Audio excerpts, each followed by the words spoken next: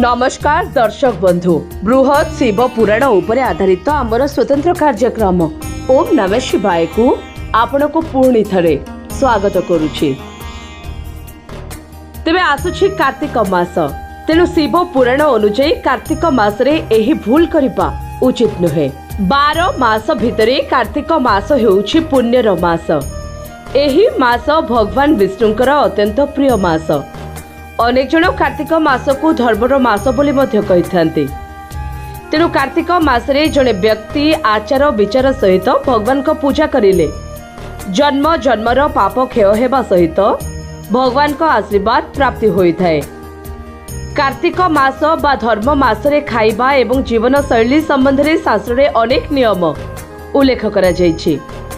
एही नियम मानिबा द्वारा यह स्वास्थ्य उपरे एक सकारात्मक प्रभाव पकाउथिबा बेले लक्ष्मी नारायण कृपा द्वारा सांसारिक जीवन बेस हस खुशी रे कटि थाए।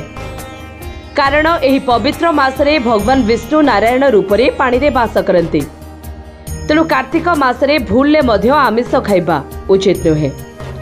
विशेषकर कार्तिक मासरे माछ खाइबा एक बड़ भूल बोली विवेचना करा जाए। कारण धार्मिक दृष्टिकोणरू मांस एवं माछ खाइबा निषेध अटे। जेहेतु एहाकू तमासिक खाद्य कहा जाए, तेणु माछ किंबा मांस खाइबा द्वारा स्वामी संतानकर अमंगल होइथाए। तेणु एही मासरे माछ ठारू दूरे रुहंतु।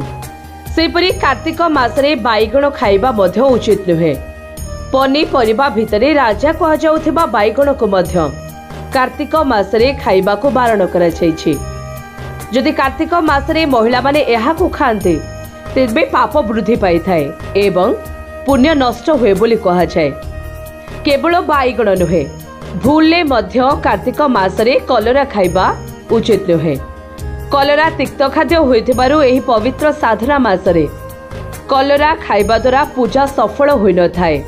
तेणु एही मासरे कलरा खाइबा को बारण करा जाय थाए। सेपरि कार्तिक मासरे पियाज एवं रसुण खाइबा को बारण करा जायछि। एहा धर्म मास होइथिबारु एही मासरे भूलले मध्य पियाज रसुण खाइबा उचित नुहे। जदिओ केही केही छतु को निरामिष बोली भाबी थांती, हेले छतु किंतु आमिष बोली कहा जाए। पुराण शास्त्र रे छतु खाइबा को मध्य बारण करा जायछि। मसूर डाली को मध्य कार्तिक मासरे खाइबा उचित नुहे। मसूर डाली खाइबा द्वारा भगवान क्रोधित होइथांती।